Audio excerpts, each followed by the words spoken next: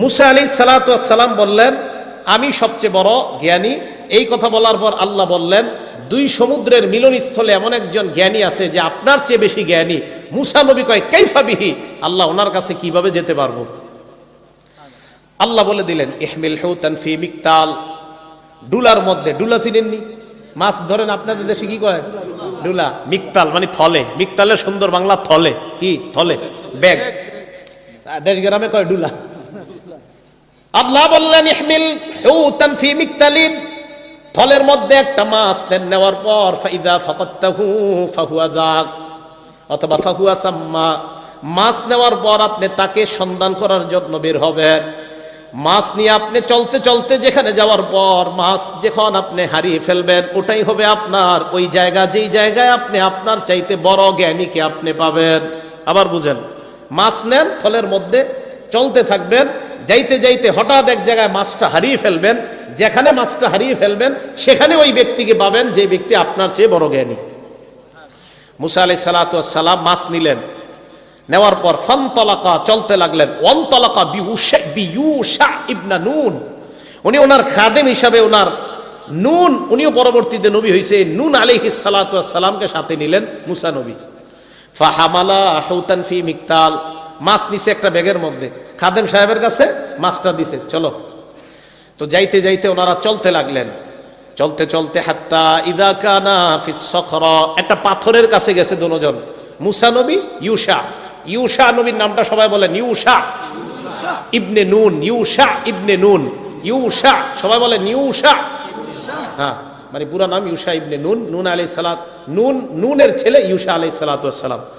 মুসা আলাইহিস সালাতু ওয়াস সালাম ওনার খাদেম ইউশা ইবনে নুনকে নিয়ে চললেন, সাথে মাছ। যাইতে যাইতে একটা পাথরের কাছে গেছে, পাথরের কাছে যাওয়ার পর তারা দুইজন তাদের মাথা এইভাবে ফালাইছে। কেন? ক্লান্ত হয়ে গেছে, ঘুমাবে না। মা দুজন ঘুমায়া গেছে। এখন দেখেন, থলের ভিতরে মাছ, খাদেম সাহেবের কাছে ব্যাগ।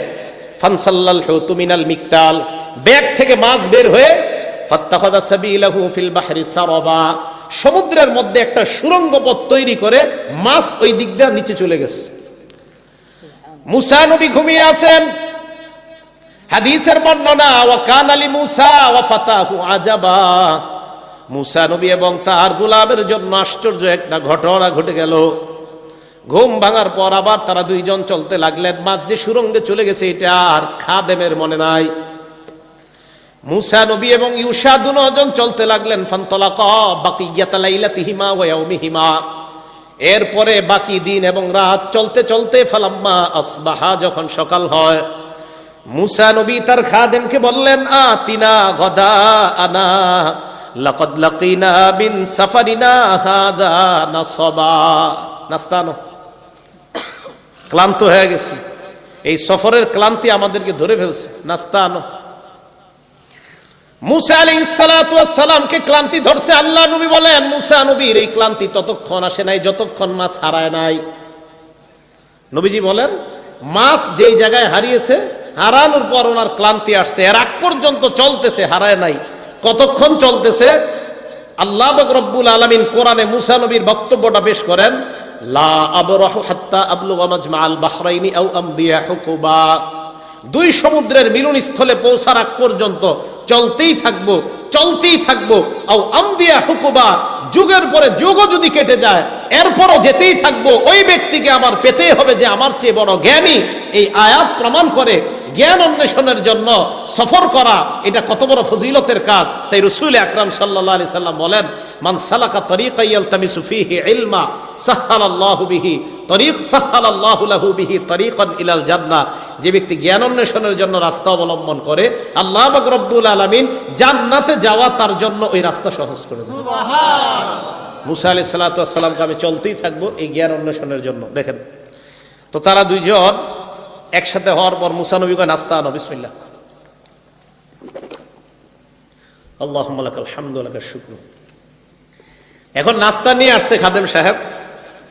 আনার পর খাদেম সাহেব মুসা আলাইহিস সালাতু ওয়াস সালামকে বলতেছে, আরাআইতা ইয আওয়াইনা ইলাস সখরাতি ফাইন্নী নাসিতুল হুত, আপনার মনে আসেনি ওই যে একটা পাথরের কাছে আমরা দুইজন ঘুমাইছিলাম? মুসা নবী কয়, হ্যাঁ মনে আছে তো। ওই জায়গায় মাছটা থলে থেকে বের হয়ে সমুদ্রের মধ্যে একটা সুড়ঙ্গ পথ বের করে চলে গেছে। মুসা নবী কয়, কেন বললা না? খাদেম জবাব দেয়, ফাইন্নী নাসিতুল হুত, আমি মাছের কথা বলতে আপনাকে ভুলে গিয়েছি। ওয়ামা আনসানিহু ইল্লা শাইতানু আন আযকুরা, মাছের কথা বলতে আমি ভুলে যাই নাই, শয়তান আমাকে ভুলাইয়া দিছে। এই কথা বলার পর ওয়াত্তাখাযা সাবিলাহু ফিল বাহরি আজাবা, আমি তাকায় দেখলাম আশ্চর্য একটা সুড়ঙ্গ পথ দিয়ে মাছ সমুদ্রের নিচে চলে যায়। মুসা নবী বলেন, যালিকা মা কুন্না নাবগি, আর এটাই তো তালাশ করতেছি, কি করলা তুমি বললা না কেন? ফারতাদ্দা আলা আসারিহিমা কাসাসা, তারা দুইজন পায়ের যেই ছাপগুলা দেখতে দেখতে পদাঙ্ক অনুসরণ করতে করতে বালুকাময় প্রান্তরের মধ্যে দিয়ে যেহেতু তারা রাস্তা চলেছিল, তাদের পায়ের ছাপগুলা মুসা নবী এবং তার খাদেম আবার ওই চিহ্নগুলা দেখতে দেখতে মাছ হারিয়ে যাওয়ার স্থানে আবার তারা পৌঁছে যায়। আবার ঘুরে আসছে ওই জায়গায়, খুব মন দিয়ে শুনেন। এখন আসছে, আসার পর আল্লাহ বলেন, ফাওয়াজাদা আবদাম মিন ইবাদিনা আতাইনাহু রাহমাতাম মিন ইনদিনা, তারা দুইজন আমার বান্দাদের মধ্য থেকে এক বান্দাকে পাইল। বুখারীর বর্ণনায় আসছে 122 নম্বর বর্ণনায়, ওই বান্দা ইদা রাজুলুন মুসাজ্জান বিসাউবিন, কাপড়ে পেঁচানো চাদর দিয়ে ঢাকা একজন ব্যক্তিকে সেখানে পাওয়া গেল। মুসা আলাইহিস সালাতু ওয়াস সালাম ওনারে দেখার পর, বুখারীর বর্ণনা, ফাসাল্লামা, সালাম দিলেন, কোরআনে এই কথাটা নাই, ফাসাল্লামা, সালাম দিলেন। সালাম দেওয়ার পর যাকে সালাম দিলেন তার নাম হলো খজির। বলেন কি নাম? খিজির না, খজির। খাজির আমার তাহকিকে খাজির, এরপরে যদি খিজির তাহকিকে হয় আমাকে জানাবেন, আমি শুধরিয়ে নিব। খাজির সম্ভবত, আমি আত্মবিশ্বাসের সাথে বলছি না, বাকি আমি তাহকিকে খাজির মনে হচ্ছে। এরপরেও যদি খিজির হয় আমাকে অবশ্যই জানাবেন। বিদ্যার ক্ষেত্রে আমরা একজন আরেকজনের মুখাপেক্ষী নিঃসন্দেহে, তা আমার মনে হচ্ছে খাজির। তো যদি খিজির হয় জানাবেন, ইনশাল্লাহ প্রমাণ সহকারে জানাইলে আমি আমার কথা উড্র করে খিজিরই বলবো। বাকি আপাতত আমি আমার মত খজির। যাই হোক, যেটা প্রবাদ হচ্ছে ওইটা অন্য। হ্যাঁ, এখন যাকে পেয়েছেন তার নাম খজির। হ্যাঁ, খজির ভাই, আপনারা কি বলবেন জানি না, আমি কিন্তু খজির বলবো যতক্ষণ আমি খিজির না জানবো, আমি খজিরই বলতে থাকবো, কারণ আমি খজিরই জেনেছি। তো খজির যাকে পেয়েছেন তিনি কাপড়ে ঢাকা, ওখানে মুসা আলাইহিস সালাতু ওয়াস সালাম সালাম দিলেন। সালাম দেওয়ার পর ওই ওখান থেকে উনি বলতেছে, বিআন্না, এবার বলতে আদনা বিআরদিকা মিনাস সালাম, উনি বলতেছে এই জমিনে আবার সালাম আসলো কোত্থেকে? এই জমিনে আবার সালাম কোত্থেকে আসলো? মানে এটা ইলমে শরীয়তের জমিন না, মুসা নবী তো শরীয়তের নবী, তো যেখানে আসছে এখানে শরীয়তের মধ্যে সালাম চলে, তো এইখানে আবার সালাম আসছে কোত্থেকে? এইখানে তো সালাম দেওয়ার কেউ নাই। মুসা নবী বললেন, আমি মুসা। খজির বললেন, কোন মুসা? মুসা বনি ইসরাইল, বনি ইসরাইলের মুসা। খজির বলতেছে, বনি ইসরাইলের মুসা? জি, আমি বনি ইসরাইলের মুসা। এবার খজির বললেন, কেন আসছেন? মুসা আলাইহিস সালাতু ওয়াস সালাম খজিরকে বললেন, ক্বালা লাহু মুসা হাল আত্তাবিউকা আলা আন তুআল্লিমানি মিম্মা উল্লিমতা রুশদা, আল্লাহ আপনাকে যে বিদ্যা দিছে, এই বিদ্যা শিক্ষা করার জন্য আমি কি আপনার অনুসরণ করতে পারি? কথাটা মন দিয়ে শুনবেন। একজন নবী বিদ্যা শিখার জন্য রাতের পর রাত সফর করতেছে, যাওয়ার পর বলতেছে, আপনাকে আল্লাহ যে বিদ্যা দিয়েছেন এই বিদ্যা শিখার জন্য আমি কি আপনার অনুসরণ করতে পারি? খজির জবাব দিলেন, ইন্নাকা লান তাসতাতিআ মাইয়া সাবরা, আপনি আমার সাথে ধৈর্য ধারণ করতে পারবেন না। মুসা নবী বললেন, কেন? খজির জবাব দিলেন, ইয়া মুসা ইন্নাকা ইন্নী আলা ইলমিন মিন ইলমিল্লাহ, আল্লামানি, আল্লাহর পক্ষ থেকে এমন একটা বিদ্যা আল্লাহ আমাকে দিয়েছে, লা তালামুহু আনতা, যেই বিদ্যা আপনার জানা নাই। ওয়া ইন্নাকা আলা ইলমিন মিন ইলমিল্লাহ আল্লামাকাহু লা আ'লামু, আপনাকে আল্লাহ এমন বিদ্যা দিয়েছে যেই বিদ্যা আমার জানা নাই। আমার বিদ্যা আপনার জানা নাই, আপনার বিদ্যা আমার জানা নাই, আপনি আমার সাথে ধৈর্য ধারণ করতে পারবেন না। খজির বললেন, ওয়া কাইফা তাসবিরু আলা মা লাম তুহিত বিহি খুবরা, যেই বিষয়ে আপনার জ্ঞান নাই ওই বিষয়ে আপনি কিভাবে আমার সাথে ধৈর্য ধারণ করবেন? আমি কিছু ঘটাবো, ঘটানোর পর আপনি আপনার বিদ্যার মাধ্যমে বলবেন এটা তো হারাম, আর আমি আমার বিদ্যায় বলবো এটা হালাল, ঝগড়া তো লেগে যাবে। আমি আমার বিদ্যা একটা কাজ করব, এটা আমার কাছে হালাল, আপনি বলবেন এটা হারাম। মুসা নবী কয় কিচ্ছু হবে না, আমি ধৈর্য ধারণ করবো। সাতাজিদুনি ইনশাআল্লাহু সাবিরা, ধৈর্যশীল পাবেন, চিন্তা করেন না, আপনি আমাকে আপনার সাথে নেন। ওয়ালা আসিলাকা আমরা, আমি আপনার কথার একটু অমান্য করব না। এবার খজির কয় ঠিক তো? কয় হ্যাঁ। মন দিয়ে শোনেন খজির কি বলেন, ফাইন ইত্তাবাতানি ফালা তাসআলনি আন শাইইন হাত্তা উহদিসা লাকা মিনহু যিকরা, আপনি যদি আমার অনুসরণ করেন আমাকে কোনো প্রশ্ন করবেন না, আমি যতক্ষণ না কোনো প্রশ্নের জবাব দিব ততক্ষণ কোনো প্রশ্ন করবেন না। একের পর এক একটা ঘটনা ঘটতে থাকবে, একের পর এক ঘটনা ঘটবে, ওই ঘটনার বিস্তারিত বর্ণনা আমি দেওয়ার আগে আমাকে প্রশ্ন করবেন না। মুসা আলাইহিস সালাতু ওয়াস সালামকে এটা বলার পর মুসা নবী ঠিক আছে, প্রশ্ন করব না, সমস্যা নাই। এখন শোনেন কি বলে, ফানতালাকা, দুইজন চলতে লাগলো, খজির মুসা। এবার বুখারীর বর্ণনা শোনেন, ফানতালাকা আলা সাহিলিল বাহ, দুজন সমুদ্রের তীর দিয়ে চলতে লাগলো। লাইসা লাহুমা সাফিনা, তাদের সাথে কোনো জাহাজ নাই। ফামাররাত বিহিমা সাফিনা, সমুদ্রের তীরের দিকে তাকায়, হঠাৎ সমুদ্রের তীর থেকে নদীর দিকে তাকায়, সমুদ্রের দিকে তাকায়, দেখে একটা জাহাজ যায়, নৌকা যায়। নৌকাওয়ালাদেরকে ডাক দিয়ে বলে ফাহামালু ফাকাল্লামুহুম আইয়াহমিলুহুমা, খজির এবং মুসা তাদেরকে বললেন আমাদেরকে এই নৌকায় উঠানোর কোনো ব্যবস্থা আছে কিনা। দীর্ঘ সময় আলাপ আলোচনা হওয়ার পর নৌকাওয়ালারা চিনতে পারছে ফাউরিফাল খজির, এটা তো খজির। এই যে বুখারীতে আসছে ফাউরিফাল খজির, কি আসছে শব্দটা? বলেন ফাউরিফাল খজির, বুখারীতে আসছে ফাউরিফাল খজির। তাই বলছি আমার জানা মতে খজির, বুখারীতে আসছে ফাউরিফাল খজির। হ্যাঁ, বুখারীর শব্দ। খজিরকে চেনা গেল যে এটা তো খজির। তখন জাহাজওয়ালা নৌকাওয়ালারা বললেন কোনো সমস্যা নেই, ওঠেন। হাদিসে আসছে ফাহামালুহুমা বিগাইরি নাউলিন, টাকা ছাড়া, ভাড়া ছাড়া দুজনকে উঠাইছে। এখন বলেন তো, ভাড়া ছাড়া দুইজন মানুষকে নৌকায় উঠাইলে এই দুইজন মানুষ নৌকার মধ্যে কি একটু চুপচাপ থাকা দরকার না? ভাড়া টাড়া নাই, একদম এমন ভাবে থাকা, আরে আমগো ভাড়া নাই, আমরা একটু সুন্দরভাবে থাকি। তো দুজন উঠছে নৌকার মধ্যে, বিসমিল্লাহ। নৌকা ওঠার পর নৌকা চলতেছে। বুখারীর বর্ণনা, ফামাদার খাজির ইলা লাউহিম মিন আলওয়াহিস সাফিনা, খজির কি করছে, ওই যে নৌকার কাঠগুলা থাকে এক একটা করে, এই কাঠের মধ্যে একটা কাঠ এইভাবে ধরছে, ফানাজা, কাঠ একটা উঠায় দিছে, নিচের তে পানি আসা শুরু হয়েছে নৌকায়। এখন বলেন তো, ভাড়া ছাড়া উঠা এই কাজটা করা কি ঠিক হয়েছে? বাহ্যিক দৃষ্টি কি ঠিক হয়েছে? ঠিক মুসা নবী আমগো মতো কইছে, কওমুন হামালুনা বিগাইরি নাউলিন, মানুষগুলা আমাদেরকে ভাড়া ছাড়া নৌকায় উঠাইলো। আমাত্তা ইলা সাফিনাতিহিম ফাখরাকতাহা, আপনি তাদের নৌকাটা ছিদ্র করে দিলেন, এটা কেমন কাজ করলেন? খজির বলেছিলেন আমি কোন বিষয়ের ব্যাখ্যা না দেওয়া পর্যন্ত আমাকে প্রশ্ন করবেন না, শুধু দেখতে থাকবেন। মনে আসেনি?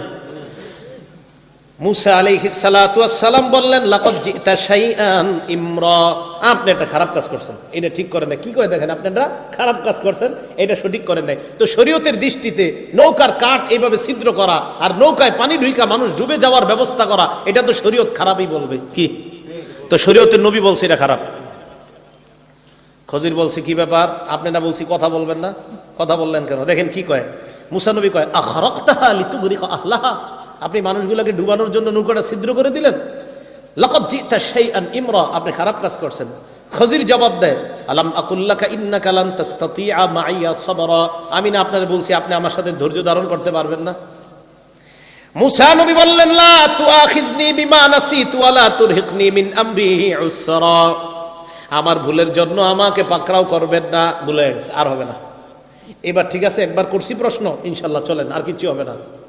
আবার চলতে লাগছে দুজন। দেখেন ফানতালাকা হাত্তা ইযা লাকিয়া গুলামান ফাকাতালা, চলতে চলতে একজন গোলামকে তারা পাইছে, বালক।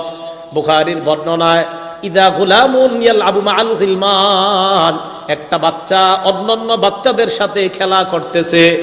খজির কি করলো? হাদিসের বর্ণনা আখাযাল খদির বিরাসিহি মিন আ'লা, বাচ্চার মাথা এইভাবে খজির ধরছে, বাচ্চার মাথার উপর থেকে ধরার পর ফাকতা আলা রাসাহু, মাথাটা একদম টুকরা টুকরা করে মেরে ফেলছে। ভালো কাজ করছে। দেখতে কি কাজটা ভালো? এই বাচ্চারে মেরে ফেলছে, এটা বাচ্চা মানুষকে মেরে ফেলছে। মুসা আলাইহিস সালাতু ওয়াস সালাম কয় আকাতালতা নাফসান যাকিয়াতাম বিগাইরি নাফস, আপনি অন্যায়ভাবে একটা অন্যায়ভাবে একটা নেককার শিশুকে আপনি হত্যা করলেন, এটা কি কাজ করলেন? লাকাদ জিতা শাইআন নুকরা, এবার কয় আপনি একটা অপছন্দনীয় কাজ করছেন, ঠিক করেন না এটা। খজির কয় আলাম আকুল লাকা ইন্নাকা লান তাসতাতিআ মাইয়া সাবরা, আমি না আপনারে বলছি আপনি আমার সাথে ধৈর্য ধারণ করতে পারবেন না? মুসা নবী ওহো ঠিক আছে, ভুল হয়ে গেছে। কয়বার হলো? 2 বার। ইন সাআলতুকা আন শাইইন বা'দাহা ফালা তুসাহিবনি, আমি যদি এরপরে আপনারা আর কোনো প্রশ্ন করি তাহলে আর আমার সাথে নিয়েন না, আমি আর প্রশ্ন করব না। মনে রাখেন, প্রথমে কি করলো? নৌকা ছিদ্র করলো, এরপরে বাচ্চা হত্যা করলো। তাহলে এই দুইটার জবাব কি? শরীয়তের দৃষ্টিতে দুইটা কাজ কি ভালো না খারাপ? খারাপ। তাহলে এটার জবাব কি? খজির তো ভালো কাজই করছে ওনার এলেম অনুযায়ী। এটা কিভাবে? মনে রাখেন, শেষে আলেম ছাড়া অন্যদেরকে আমি জিজ্ঞাসা করব কি কি এই 3 কাজ, তারপরে জবাব আসবে।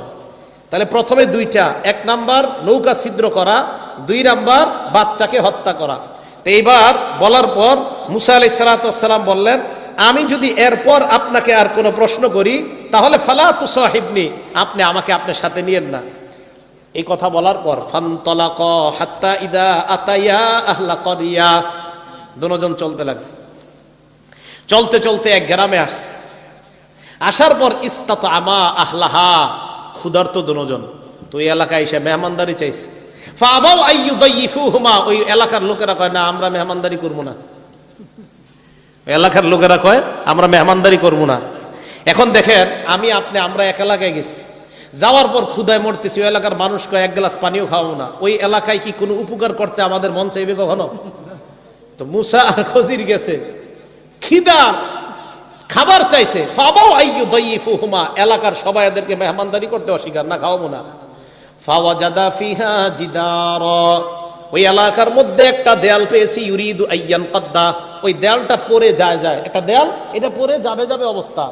ফাকামা, খজির কি করছে? সুন্দরভাবে দেয়ালটা ঠিক করে দিচ্ছে।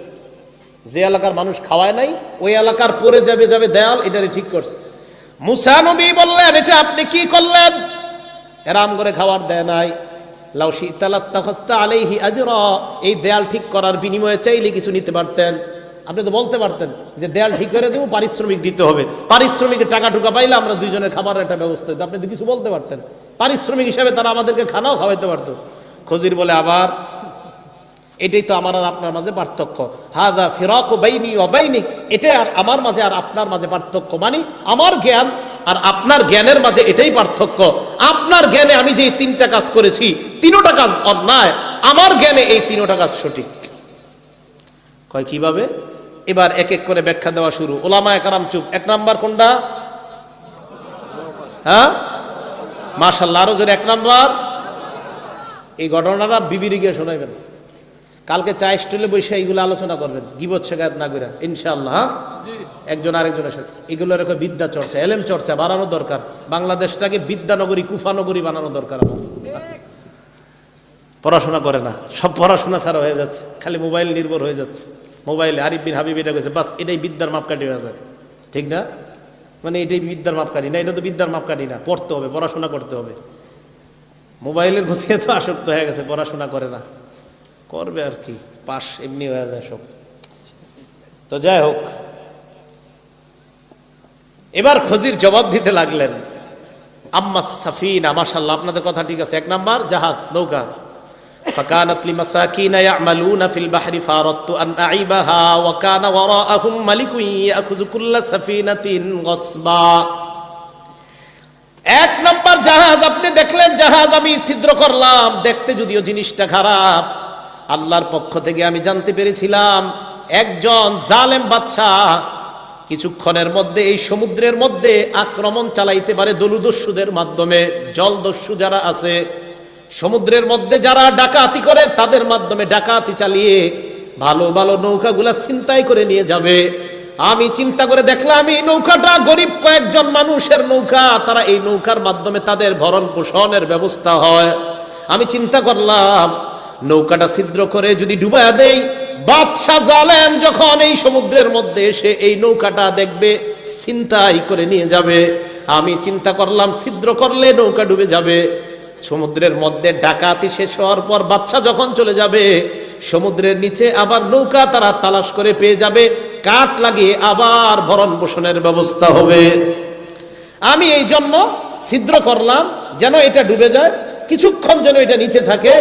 এই দলদস্যু যারা আছে তারা ডাকাতি চালানোর পর যখন চলে যাবে, আবার নিচ থেকে নৌকাটা উঠায়া কাঠ লাগায়া আবার নতুন করে তারা জীবিকা ব্যবস্থা করতে পারবে। মুসা, আপনার দৃষ্টিতে যেটা দেখছেন আসলেই নৌকাটা ছিদ্র করা দেখতে খারাপ মনে হয়েছে, আল্লাহ আমাকে জানায়া দিয়েছে বিদ্যার মাধ্যমে, আমি বুঝতে পারলাম সাময়িক সময়ের জন্য যদি নৌকাটা ডুবাইয়া দেই হয়তো আজকালকে তাদের উপার্জন বন্ধ থাকবে, কিন্তু আমি তাদের আরো অনেক দিনের উপার্জনের ব্যবস্থা করে দিয়েছি। তাহলে কাজটা কি সঠিক কিনা? এবার বলেন সঠিক কিনা? সঠিক। 2 নাম্বার, হত্যা আবার সঠিক হয় কেমনে? সঠিক তো অবশ্যই, কিন্তু কেমনে? দেখেন কি আল্লাহ তাআলা, ওয়াম্মাল গুলামু ফাকানা আবাওয়াহু মুমিনাইনি ফাখাশিনা আন ইউরহিকাহুমা তুগয়ানা ওয়া কুফরা। যেই গোলামটা বাচ্চাদের সাথে খেলতেছিল, যাকে ধরার পর আমি তার মাথার মধ্যে আঘাত করে হত্যা করলাম, আমাকে আল্লাহ পাক রব্বুল আলামিন জানিয়ে দিয়েছে এই বাচ্চা বড় হওয়ার পর, এই বাচ্চার মা বাবা বড় ভালো মানুষ, ইমানদার, এই বাচ্চা যখন বড় হবে, বড় হওয়ার পর তার মা বাবার নাফরমানি করবে, বাচ্চাটা কাফের হয়ে যাবে। এই জন্য আমি চিন্তা করলাম বাচ্চাটা মেরে ফেলি। কয় কেন? কয় ফারাদনা আইয়ুবদিলাহুমা রাব্বুহুমা খায়রাম মিনহু যাকাতাও ওয়া আকরাবা রহমা। আমি চাইলাম এই বাচ্চাটা মারা যাওয়ার পর আল্লাহ পাক রব্বুল আলামিন এই বাচ্চার মারা যাওয়ার পর মা বাবা সাময়িক সময়ের জন্য কষ্ট পাবে, কষ্ট পাওয়ার পর এই বাচ্চার বিনিময়ে আল্লাহ এমন সন্তান দান করবে যেই সন্তানটা যাকে মারলাম তার চেয়ে অনেক পবিত্র হবে এবং মা বাবার প্রতি অনেক দয়ালু হবে। তাফসীরের কিতাবে আসছে এই বংশে 9 জন, আরেক বর্ণনায় 11 জন নবী হয়েছিল। কয়জন নবী হয়েছে?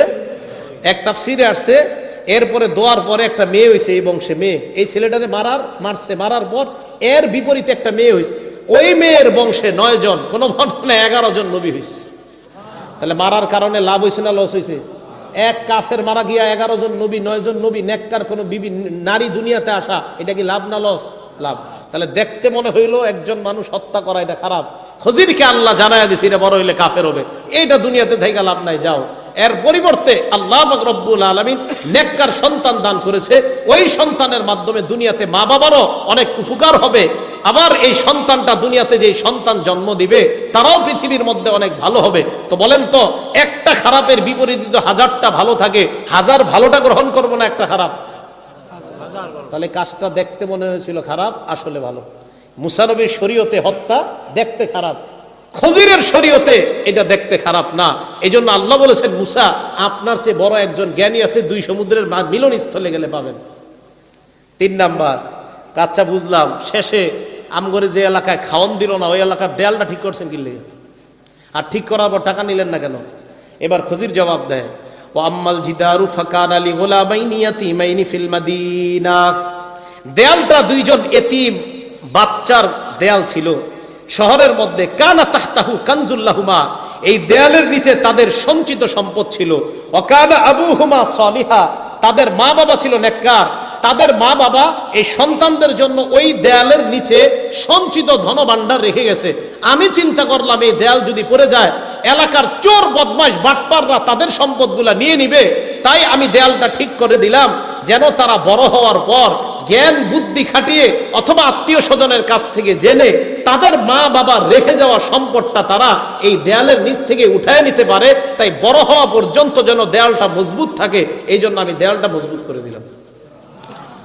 তাহলে মুসা আলাইহিস সালাতু ওয়াস সালাম দেখলেন উজরত ছাড়া, পারিশ্রমিক ছাড়া দেয়ালটা ঠিক করা ঠিক না, কিন্তু খজির বুঝতে পারলেন এটা ভবিষ্যতে এই দেয়াল ঠিক রাখলে এটা সঠিক। যে বিষয়টা বুঝাইতে চাইলাম, জ্ঞান বিদ্যার জন্য হযরতে মুসা আলাইহিস সালাতু ওয়াস সালাম আল্লাহ পাক রব্বুল আলামিনের হুকুমে আরেকজনের কাছে গিয়েছেন। তাহলে জ্ঞানী যারা তাদের দাম আছে না নাই? তাহলে একজন জ্ঞানীর কাছে একজন নবী যাইতে পারেন, আমরা সাধারণ মানুষ যারা আমাদের জ্ঞানীদের কাছে যাওয়া দরকার আছে না নাই? জ্ঞানী যারা তাদেরকে বলা হয় আলেম, আলেমের বহুবচন উলামা। ওলামা মানে এই যারা ওলামা তলাবা যারা এই সংগঠন করছে তাদের উদ্যোগে যে আয়োজনটা হয়েছে এদেরকে ওলামা বলা হয়। তাহলে ওই আলেম থেকে উলামা, যেই উলামাদের কাছে অন্যজন জ্ঞান আহরণের জন্য এইভাবে যাইতে পারে, বলেন আমরা ওই আলেমদেরকে সম্মান করব কিনা? মসজিদের ইমাম, মাদ্রাসার উলামায়ে কেরামকে ইনশাআল্লাহ সম্মান করব না? ইনশাআল্লাহ আমরা সম্মান করব। আল্লাহ পাক রব্বুল আলামিন আমাদের সকলকে যেই কথাগুলা বললাম, শুনলাম, জ্ঞান বিজ্ঞানের চর্চা আরো বেশি করে যেন আমরা কোরআন সুন্নাহর চর্চা সমাজের মধ্যে ব্যাপকভাবে কোরআন সুন্নাহ যেন আমরা প্রচার করতে পারি, প্রচার প্রসারে যেন আমরা সহযোগী হতে পারি, ওলামা তলাবাদের সাথে যেন আমরা থেকে কাজ করতে পারি। আল্লাহ তৌফিক দান করে।